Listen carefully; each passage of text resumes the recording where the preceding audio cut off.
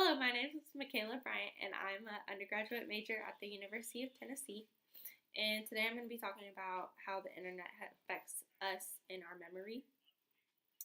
There's a lot of adults in the world who are worried about the internet and how it's affecting our minds, but not a lot of millennials are really worried about it. Um, in a bunch of different studies that I've done, the more and more people that are talking about how the internet affects us is people that grew up without the internet. Millennials don't understand what life was really like without the internet because when we didn't have it, we were so young that it didn't matter to us. Being someone that's young and grew up in the generation of having the internet and always being around it, I never really understood, what it's really doing to us because it was such a norm for many people in my generation, including me.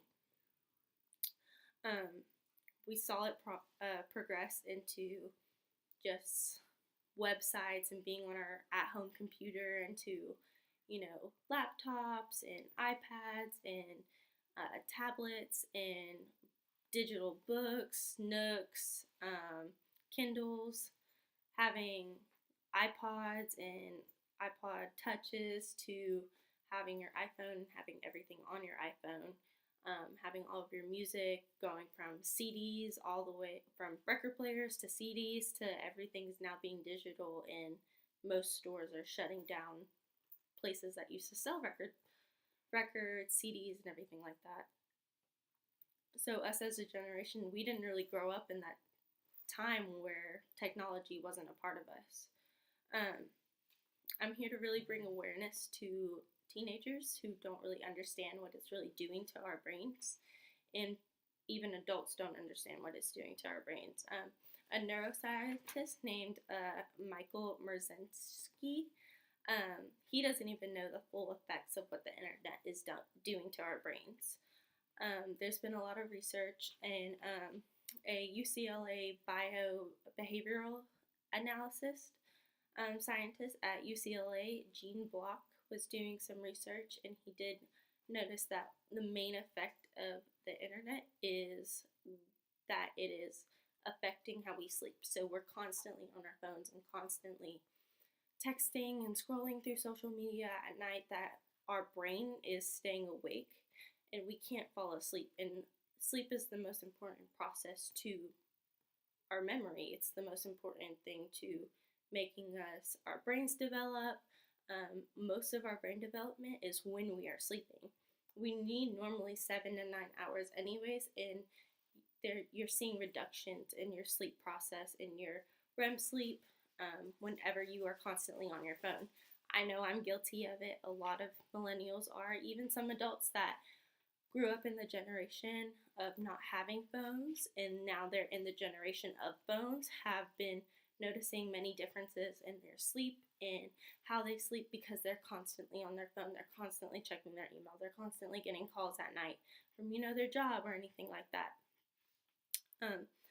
Patricia Greenfield is a UCLA psychologist who is talks about face-to-face interactions between sixth graders and college students. She did a study at UCLA where sixth graders actually interacted at a camp for a week with face-to-face interactions, and they understood people's emotions a lot better than people or kids who did not go to this camp and try to understand people's emotions. One of the most important things in human contact is being able to understand when somebody's upset, when somebody's mad, when somebody is happy, and being able to read those facial expressions. And then she did a separate study in college students where she saw that college students were texting and constantly text messaging their friends, but when they were having face-to-face interactions, they felt a lot more comfortable with those people, and they felt like they were actually understanding and having a connection with that person instead of text messaging. A lot of the college students actually said that they felt more connected to their friends when they were not texting being face to face with them and not, FaceTime or Skype. They were actually talking with them in person and having human contact with them. The study showed that a lot of college students actually hate texting. They hate being on their phones constantly because it is becoming such a part of them. They want to understand their life without it.